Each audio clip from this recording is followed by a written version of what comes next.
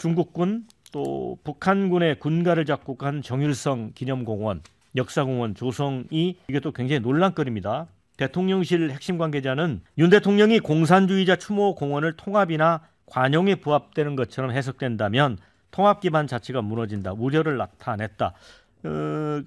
지금까지는 이제 국가보훈부 장관이 주도해서 발언을 했는데 대통령의 의중이 이렇게 전해졌습니다.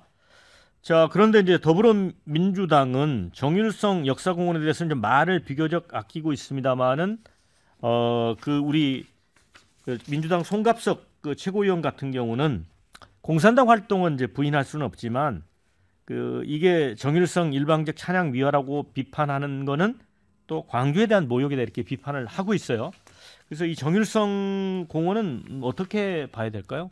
제가 말씀 먼저 드리면요. 저는 광주에서 자랑할 역사와 문화 그리고 민주화의 유산을 갖다가 얼마나 자랑할 게 많습니까? 근데 왜 정일성까지 건드려가지고 이분을 이 공산당에 대한 여러 가지 그 논란 있는 사람의 기념공원을 만드는지 도저히 이해할 수가 없다. 그리고 게다가 지금 현 정부에서 뭐 메카시즘이라고 할까요? 이 정말 빨갱이 속출하는 이런 논쟁을 지금 부추기고 있는 상황 속에서 오히려 이것은 더 극단화로 가는 것이죠. 그래서 오히려 더 이념 논쟁을 더 가속화시키는 건데 전 강기정 시장이 무슨 이게 뭐 중국 사람들 관광객을 늘리기 위해서 한다라는 어처구니 없는 얘기를 하고 있어요.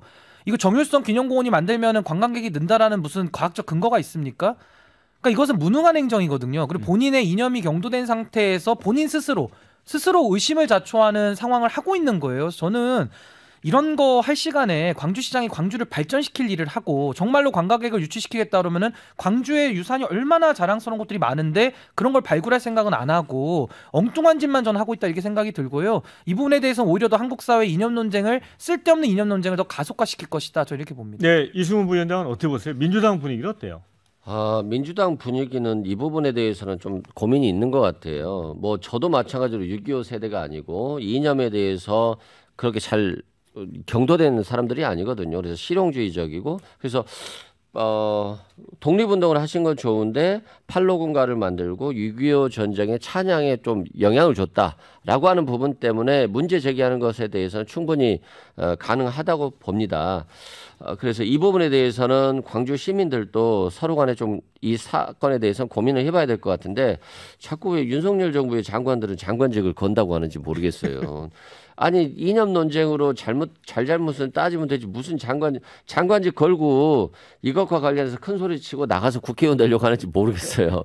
그래서 좀 이런 행동들을 하지 마시고 이걸 역사적인 이념 논쟁으로 끌어가서 여야 공방을 할 것이 아니라 정말 광주 시민들의 자존심을 살려줄 수 있는 어떤 행동들인지 또는 이것들이 광주 시민과 맞지 않는 그런 행동인지에 대해서 좀 이성적이고 냉철하게 좀 판단해주는 그런 정치권의 문화가 좀 있었으면 좋겠고 한동훈 장관, 박민식 장관, 장관직은 국민을 위해서 걸어라 말씀드립니다. 저는 이제 광주 시민들도 전남 도민들도 아마 이런 이 정일성 씨라는 분에 대해서 잘 몰랐을 거라고 생각해요. 사업을 추진할 때만 하더라도 우리 동네 출신이 중국의 3대 영웅이 되고 악성 수준으로 올라갔구나.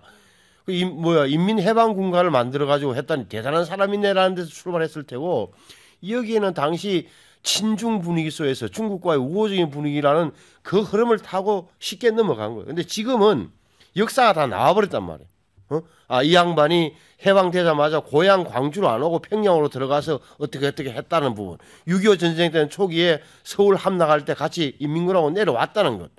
이후의 행적 이런 걸 알게 됐으면은 광주 시내에서부터 말이 나오게 돼 있다. 또 하나는 이것을 무슨 롤을 만들고 생가를 복원하고 할 때 공과 가를 같이 써야 되는 거예요. 그럼 이분이 한국 전쟁 기간에는 어떤 활동을 했다.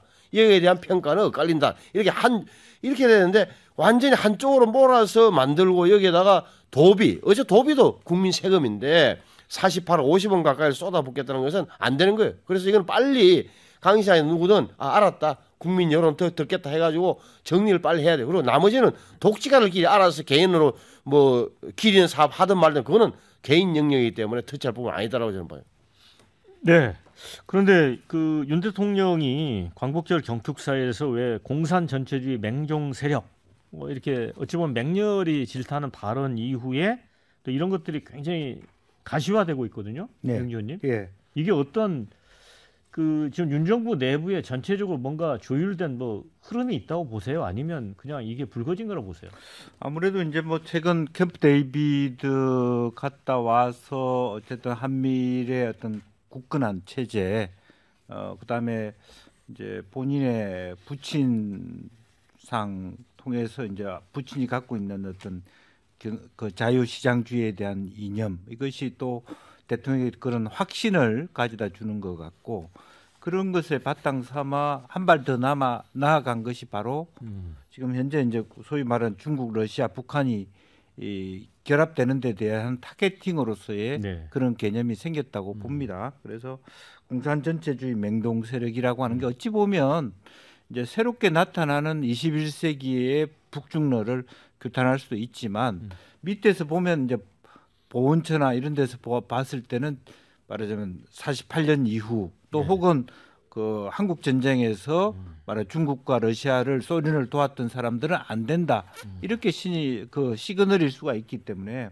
대통령의 의지와 상관없이 본인은 엄석대가 돼 있는 상태인 것이죠. 이제 그런 오더에 따라서 전체가 이렇게 가는 것이 문제다라는 생각이 들고요. 이제 또 하나는 저는 그와 마찬가지로 문재인 대통령의 문제를 지적하지 않을 수 없어요. 실질적으로 한중 간의 긴밀한 협력을 강조하면서 2017년에 12월 달에 문 대통령께서 정률성이라는 인물을 한중 협력에 기여한 사람으로 집어내서 설명을 하거든요. 중국에서 발언을 했죠. 네. 근데 그러니까 그 자체를 또 밑에 있는 사람들이 보훈처에다가 서운을 올릴 추진을 했단 예, 말이죠. 예.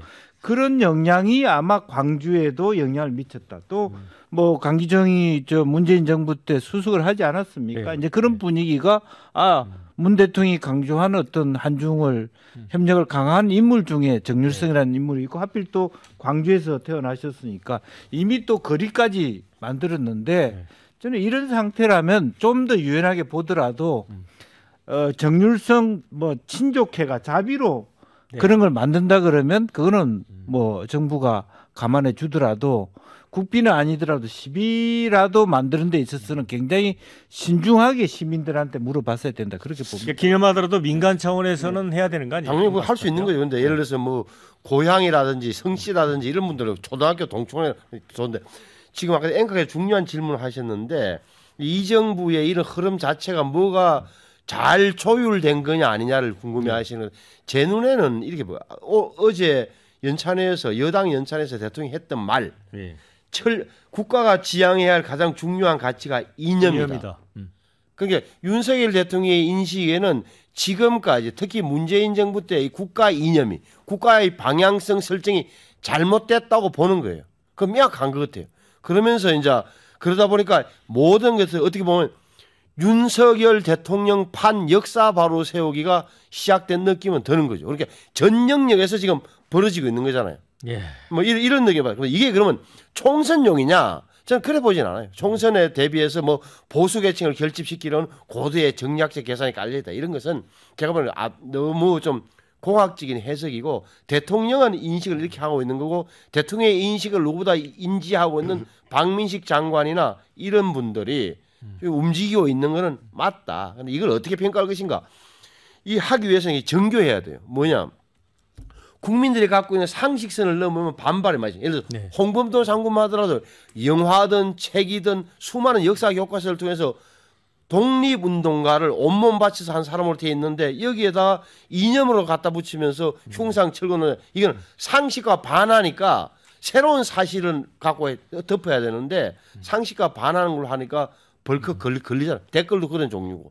그렇게 좀 위험한 수준까지 온 거예요. 이념 과잉이면 또 곤란해지는 거예요. 인연과 이건 안 된다. 저는 지금 2023년도 내년에 총선 앞두고 있고 지금 인구 문제나 기후 위기, 대한민국 안보 위기 너무나도 심각한 게 많거든요. 여기서 아마 2년 논쟁하시면서 즐거우신 분들이 계실 거예요. 저는 앞으로 총선에서는 이런 분들 이제 역사에서 좀 퇴장시켜야 된다고 생각을 하고요.